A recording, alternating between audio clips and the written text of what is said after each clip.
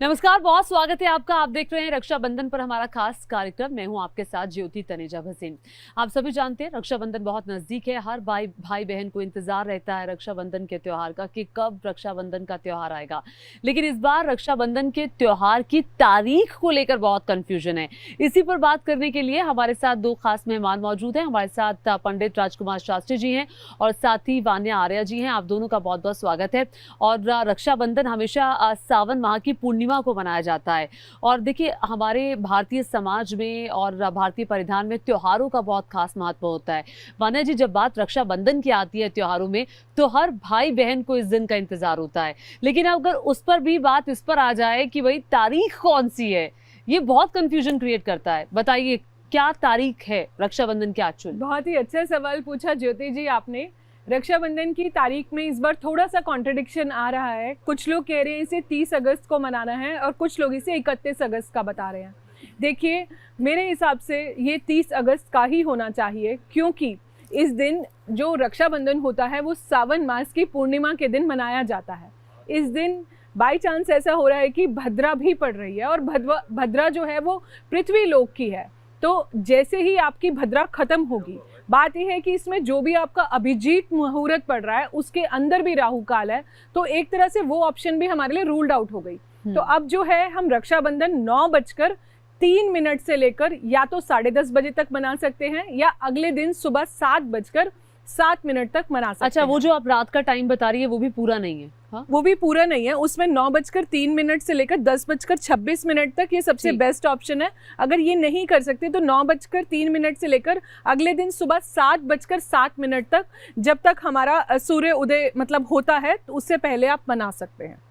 पंडित राजकुमार शास्त्री जी, जैसे तारीख का इन्होंने जिक्र किया और भद्रा का जिक्र किया, भद्रा को काफी अशुभ माना जाता है, तो उस वक्त को हमें अवॉइड करने के लिए कहा जाता है कि तब आप अपने भाई की कलाई पे वो रक्षा सूत्र ना बांधें। तो अब वक्त को लेकर आपका विचार क्या कहता है? आप क्या सोच रहे हैं, क्या है सही वक्त?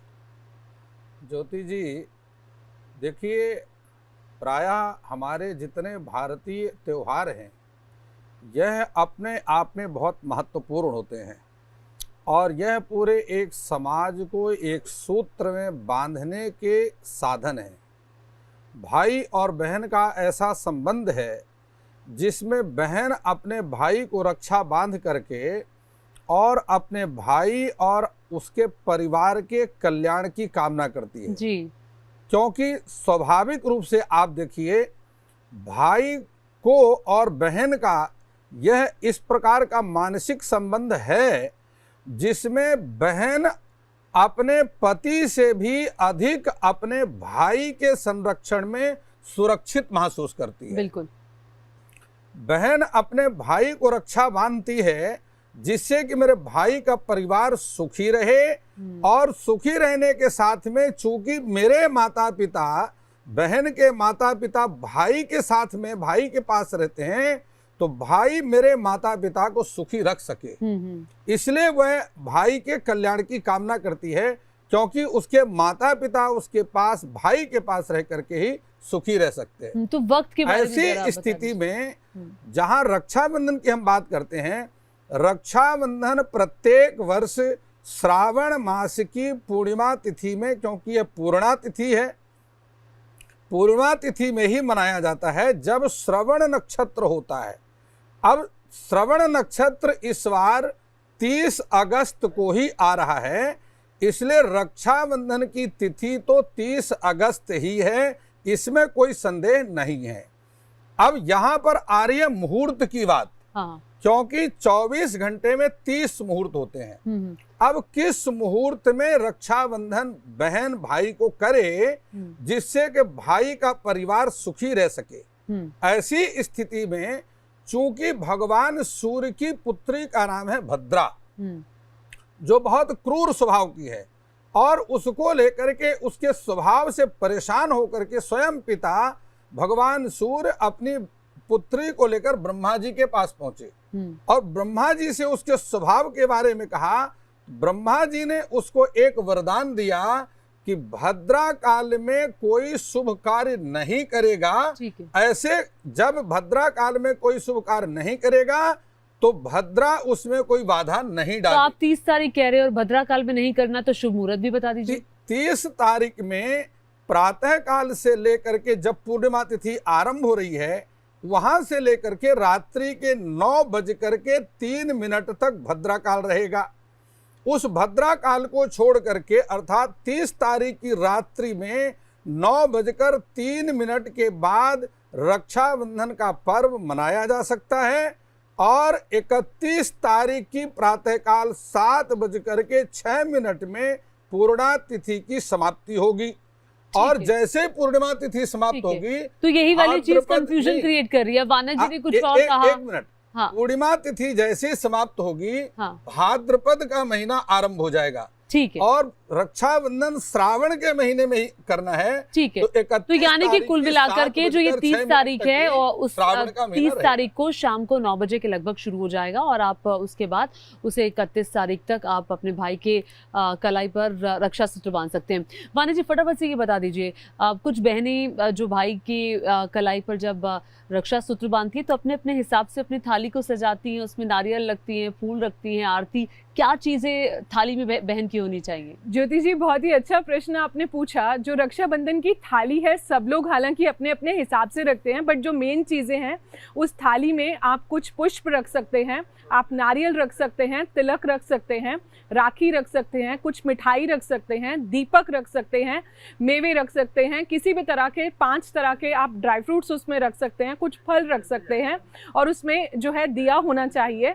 आपकी थाली में एक रुमाल ज़रूर होना चाहिए, क्योंकि आपके भाई का सिर जब भी आप राखी बांधते हैं, आपके भाई का सिर जो है वो साउथ की डायरेक्शन में होना चाहिए और सिर ढका होना चाहिए। किसी भी रुमाल से आप अपने भाई का सिर ढकें राखी बांधने से पहले। तो ये कुछ चीज़ें हैं जो आपकी मैंडेटरी होती है। अच्छा, खिलाएं क्या भाई को? खिलाने में आप मिठाई खिला सकते हैं, फल खिला सकते हैं, आजकल तो नया ज़माना है, लोग सकते हैं। चॉकलेट लेके पहुंच जाते हैं या कुछ भी, मतलब देखिए तो कुछ होना भी क्या चाहिए? आप मीठा खिला सकते हैं, बट मेरे हिसाब से अगर आप मिठाई खिलाएं या कुछ मेवे खिलाएं तो वो ज़्यादा अच्छा है, या कुछ उसमें आप फल भी खिला सकते हैं। लेकिन अगर हम मीठे की बात करें तो आप फिर चॉकलेट या मतलब मीठे में जो भी आता है आप खिला सकते हैं। पंडित जी, जो बहनें दूर हैं, जो भाई दूर है, वो क्या करें? नहीं, देखिए, रक्षाबंधन ऐसा त्योहार है जिसमें भाई बहन का सानिध्य प्राप्त होना आवश्यक है।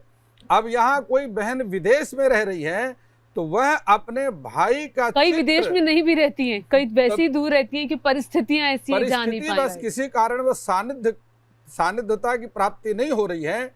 ऐसी स्थिति में वह अपने भाई के चित्र को लकड़ी की चौकी पर कपड़ा बिछाकर चित्र की स्थापना चौकी के ऊपर करे और विधिवत तिलक पूजन इत्यादि करके और अपनी राशि के इष्ट देवता, जो उसकी राशि के इष्ट देवता हैं, उस अपने इष्ट देवता को मना करके इष्ट देवता को मिष्ठान है, फल है, फूल अर्पित करके, अन्यथा वास्तु देवता को मिष्ठान, फल, फूल अर्पित करके और शुद्ध मन से अपने भाई के कल्याण की कामना कर सकती हैं और अपने भाई के चित्र के सानिध्य में ही रक्षा को स्थापित कर सकती हैं। ठीक है, ये बहुत आपने ज़रूरी बात बताई। और दूसरी चीज़ ये कि कई बार भाई बहन साथ में हैं तो फिर ये आता है कि आप किस मंत्र का उच्चारण करें। बहन हमेशा चाहती है कि भाई की प्रगति हो जीवन में और भाई हमेशा स्वस्थ रहे, तो क्या ऐसे मंत्र का जाप करें? आप ऐसे में ओम नमो भगवते वासुदेवाय का जाप कर सकते हैं, आप हनुमान चालीसा कर सकते हैं, आप सुंदरकांड कर सकते हैं, आप हनुमान राम सीता की पूजा कर सकते हैं, आप महामृत्युंजय मंत्र भी कर सकते हैं। अगर आप गायत्री मंत्र कर रहे हैं तो उसे आप 11 बार करें। नॉर्मली क्या होता है कि भाई को हम अपने जो भी हमारी कुंडली होती है उसमें मोस्टली हम, अगर स्पेशली छोटा भाई है तो हम मंगल से रिप्रेजेंट करते हैं। तो जो भी, क्योंकि मंगल देव के जो देवता हैं वो हनुमान जी हैं, तो आप हनुमान चालीसा को सबसे ज़्यादा इंपॉर्टेंस दे सकते हैं। और गायत्री मंत्र जो हमारे जीवन में महामंत्र है, सबसे बड़ा मंत्र है, तो आप यहाँ पर गायत्री मंत्र भी कर सकते हैं और अपने भाई की लंबी उम्र की आप कामना कर सकते हैं। अपने भाई के जीवन में, आपके भाई के जीवन में सक्सेस आए, प्रॉस्पेरिटी आए, उसे किसी तरह की नज़र ना लगे और जीवन भर ये जो रक्षा का सूत्र है, जो ये धागा है हमारा राखी का, उसकी रक्षा करता रहे। यही सब मनोकामनाएं आप हमेशा अपने भाइयों को दें, ताकि आपके भाइयों की जो एक सद्बुद्धि दे ईश्वर उन्हें, उनकी रक्षा करे, उनको एक राइट विजडम दे और उनके जीवन में स्ट्रेंथ आए, वो निडर होके अपने जीवन में सारे काम करें। क्योंकि हम हनुमान चालीसा में भी लिखा है, जैसे बहुत सारी पंक्तियां हैं, संकट कटे मिटे सब पीरा, जो सुमिरै हनुमत बलबीरा। तो हनुमान जी को भी कहीं ना कहीं हम अपने लाइफ में अपना भाई मानते हैं, क्योंकि हर जगह हम जीवन में किसी भी घड़ी में, कहीं भी क्षण में, कहीं भी जाते हैं, तो आपको अगर कभी भी थोड़ा सा भी डर लगता है तो हनुमान जी को हम अपने भाई की तरह पुकारते हैं कि हे हनुमान जी, आप प्रकट होकर हमारे जीवन में हमारी रक्षा करो। तो सिमिलरली भाई जो है, भाइयों का भी एक कर्तव्य है कि वो अपनी बहनों की रक्षा करें। ये त्यौहार इसलिए मनाया जाता है कि भाइयों को अपनी रिस्पॉन्सिबिलिटीज को बहनों के प्रति जो है वो रिस्पॉन्सिबिलिटीज जो है रिमाइंड कराएं, और भाइयों के जो भी कर्तव्य हैं वो उन्हें पता हो, और बहन भी जो है उनकी रक्षा की, उनकी लंबी आयु की, उनके जीवन में सुख समृद्धि की कामना करे। अच्छा, और एक और चीज़ जो बहुत ज़रूरी है कि रक्षा सूत्र कैसा होना चाहिए। आजकल ब्रेसलेट का चूँकि ज़माना बदलने के साथ साथ बहुत सारी चीज़ें बदलती जा रही हैं। कोई सोने की राखी, किसी के अंदर सामर्थ्य है तो पहनाता है, कोई चांदी की, कोई धागा, कोई तो फिर कैसा होना चाहिए रक्षा सूत्र? मेरे हिसाब से रक्षा सूत्र आप कैसा भी बांध सकते हैं, लेकिन जो है आपका जो राखी है वो काले रंग का नहीं होना चाहिए। और अगर आप और कोशिश करें कि अगर एक धागे में ही कुछ रक्षा के सूत्र हों, आप वो बांध सकते हैं। इसके अलावा आप भाइयों के अलावा हनुमान जी को भी एक लाल राखी जो है ज़रूर अर्पण करें, और साथ में उन्हें बूंदी के लड्डू का भोग लगाएं, क्योंकि हनुमान जी को भी हम अपने भाई का प्रतीक मानते हैं। इसके अलावा अगर आप किसी कारणवश, किसी जॉब अपॉर्चुनिटी की वजह से, किसी भी रीज़न से अगर आप अपने भाइयों से दूर हैं, तो वहाँ पर विष्णु भगवान को आप पीले रंग की राखी और पीले रंग का पतीसा या पीले रंग की कोई भी मिठाई जो है आप चढ़ा सकते हैं। गणेश जी को आप उस दिन एक हरे रंग के धागे की जो राखी है वो जरूर चढ़ाएं। उससे आप लोगों का, आपके भाई बहन का जो रिलेशनशिप है वो बहुत ज्यादा इंप्रूव होगा। आपके भाई के जीवन में जितनी भी बाधाएं आ रही हैं, ऑब्स्टेकल्स आ रही हैं, वो जरूर आपकी क्लियर होंगी। तो ये सब चीजें करें। भगवान शिव को भी आप एक सफेद धागा जरूर बांध के आए। ठीक है, पंडित राजकुमार शास्त्री जी, चूंकि अभी मैंने इनसे पूछा रक्षा सूत्र कैसा हो, अब ये कि जब रक्षा सूत्र तो बांध दिया, बाद में उस राखी को कहाँ रखना है, कैसे रखना है, और उसको कुछ लोग उतार देते हैं, तो कब तक पहन कर रखना चाहिए भाई को राखी, और उसके बाद क्या करना चाहिए? देखिए, वान्या जी ने बहुत अच्छी बात बताई है कि रक्षा सूत्र कैसा होना चाहिए, और उसके मंत्रों का भी यहाँ उल्लेख किया है। वान्या जी की बात को मैं आगे करते हुए बताता हूँ कि पूजा प्रकाश में वर्णित है कि एन वध्यो बलि राजा दानवेंद्रो महाबला तेन त्वां प्रतिवघ्नामि रक्षे मांचल मांचल। ये जब हम पूजा कराते हैं तो पूजा के समय अपने यजमान के हाथ में रक्षा सूत्र बांधते हैं, जिसको आप मौली कहते हैं, उसको शास्त्र में रक्षा सूत्र कहा गया है। और रावण जब जानकी जी को अनेक प्रकार से अशोक वाटिका में प्रताड़ित कर रहा था, गोस्वामी तुलसीदास जी ने एक चौपाई वहाँ लिखी है कि तृण धरियोट कहति वैदेही सुमिर अवधपति परम सनेही। जानकी जी ने अपने सामने एक तृण रख दिया। रावण कहता है कि 15 दिन के अंदर यदि तुमने मेरी बात नहीं मानी तो अपने चंद्रहास तलवार से तुम्हारा सिर काट दूंगा। उस समय जानकी जी ने अपने सामने एक तृण रख करके और रावण को संबोधित किया। वह तृण क्या था? जानकी जी ने कहा कि रावण, तुम ये समझ रहे हो कि मैं अपने पति से दूर हूँ, ये ध्यान रखना, मैं पति से दूर जरूर हूँ लेकिन मेरा भाई अभी भी मेरे साथ में है। वो तृण जानकी जी ने अपने भाई का संकेत किया। और क्योंकि प्रत्येक बहन को अपने पति से ज्यादा हर बहन अपने भाई के सानिध्य में सुरक्षित महसूस करती है, तो इसलिए वहाँ पर जो रामायण के अनुसार कुशा का जो रक्षाबंधन है ये सर्वोत्तम है। और गांव में प्रायः आचार्य ब्राह्मण लोग अपने यजमान के घर में कुशा का रक्षाबंधन, रात्रि में कुशा को जल में भिगो देते हैं और प्रातः काल प्रत्येक यजमान के घर में जाकर उसके हाथ में कुशा का रक्षाबंधन बांधते हैं जी। तो इसलिए शास्त्र के अनुसार कुशा का रक्षाबंधन सर्वोत्तम है, और अन्यथा आप राशि के अनुसार धागे का रक्षाबंधन भी कर सकते हैं। चांदी और जो है स्वर्ण का रक्षा सूत्र भी आप बांध सकते हैं, वह अपनी सामर्थ्य के अनुसार है। अब यहाँ पर स्थिति आपने पूछा कि रक्षा सूत्र कब तक बंधा रहना चाहिए। कुशा का रक्षाबंधन करने के बाद स्वाभाविक रूप से वह भाई दूज तक जाकर के अपने आप खत्म हो जाता है। अब सोने का रक्षाबंधन बांध दिया, उसको उतारेंगे कब? उसको उतार और वो खत्म भी नहीं होगा। तो इसलिए कुशा का रक्षाबंधन जरूर बांधे। उसके साथ में आप सोने का ब्रेसलेट बांध सकते हैं, क्योंकि धागा जो है वह सूतक आदि में अशुद्ध हो जाता है। किस मृत्यु का सूतक है, जन्म का सूतक है, उसमें अशुद्ध हो जाता है, लेकिन धातु अशुद्ध नहीं होती। इसलिए आप अगर स्वर्ण, मान लीजिए किसी ने धातु का नहीं चांदी डाला, का कुछ सूत्र भी मौली बांध का, या जो आजकल जो राखियां आती हैं, तो वो कब तक पहने? जब तक भाई दूज तक पहनना चाहिए। भाई दूज तक पहने, ठीक है। क्योंकि अगर घर में कुछ हो जाता है, कोई जैसा कि आपने बोला कि कोई भी अगर दिक्कत हो जाती है तो सूतक लग जाता है, तो उस समय उतार देना चाहिए। सूतक काल में रक्षा सूत्र भी अशुद्ध होता है। इसी कारण से आप देखिए कि रक्षाबंधन में बहन भाई के घर रक्षा बांधने आती है, और भाई दूज में भाई बहन के घर जाता है। हाँ हाँ। तो भाई अपनी बहन को भेंट देता है। अच्छा, तो ये जब कहते हैं कि अभी जब हम भाई दूज की बात करते हैं तो बहन जाती है, तो अगर भाई चला जाए, बहुत स्थितियां ऐसी भी होती हैं। रक्षाबंधन में विधि के अनुसार बहन को ही भाई के घर आकर रक्षा बांधनी है, और भाई दूज में भाई को ही बहन के घर में जाकर भोजन करना है। अब व्यवस्था एक अलग चीज है कि भाई नहीं, बहन नहीं आ सकती तो भाई चला गया। हाँ। वह एक व्यवस्था है।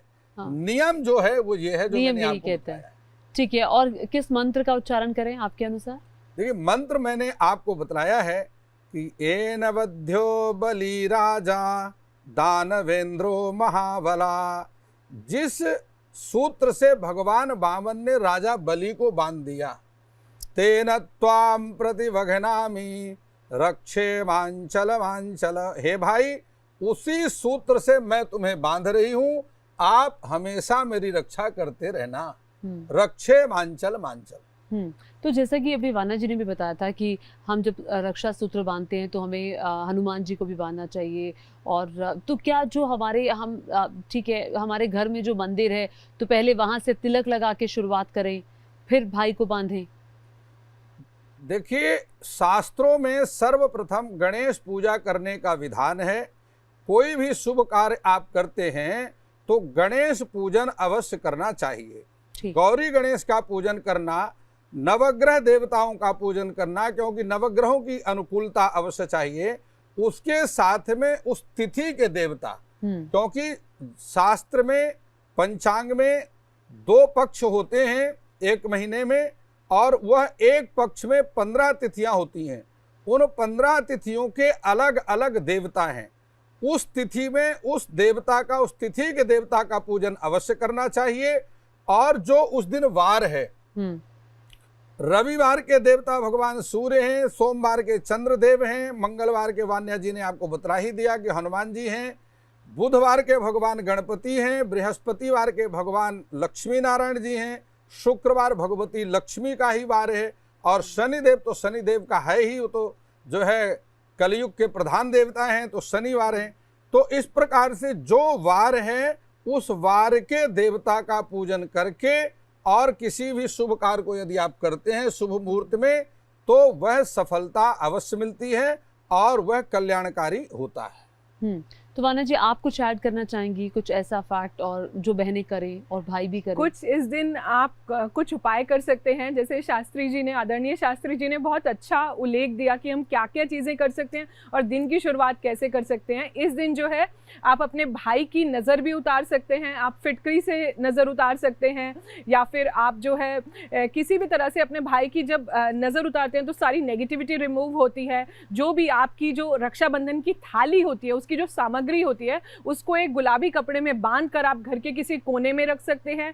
इस दिन आप एक लाल कपड़े में एक सिक्का, थोड़े से बतासे और थोड़ी सी लौंग और इलायची लेकर भी जो है आप अपने लॉकर में रख सकते हैं। इससे आपकी जो है धन की भी वृद्धि होती है। अगर आपका भाई छोटा है तो वो आपके पैर छूकर आशीर्वाद ले, अगर आपका भाई बड़ा है तो आप उसके उस दिन आशीर्वाद ले सकते हैं, ब्लेसिंग्स ले सकते हैं। और मैं ये कहना चाहूँगी कि अपने भाई को ढेर सारी आप ब्लेसिंग्स दीजिए कि उसके जीवन में अच्छी विद्या आए, अच्छा बल आए, अच्छी बुद्धि आए, और ताकि वो अपने जीवन में बहुत ज़्यादा तरक्की करे और हमारी रक्षा करता रहे। और कहीं ना कहीं जैसे कि शास्त्री जी ने बार बार यही चीज़ पर स्ट्रेस डाला कि एक जो बहन का जो एक ऑरा होता है वो अपने भाई के ऑरा में बहुत ज़्यादा कंफर्टेबल फील करती है, तो वो एक अच्छा जो है भाई बहन का रिलेशनशिप सारी ज़िंदगी बना रहे, उसमें किसी भी तरह की कोई बाधा ना आए, कोई खटास ना आए, और जीवन में वो रिलेशन एकदम स्मूथली और अच्छा चलता रहे और एक बैलेंस्ड वे में चलता रहे, और हमारे भाई जो है जीवन में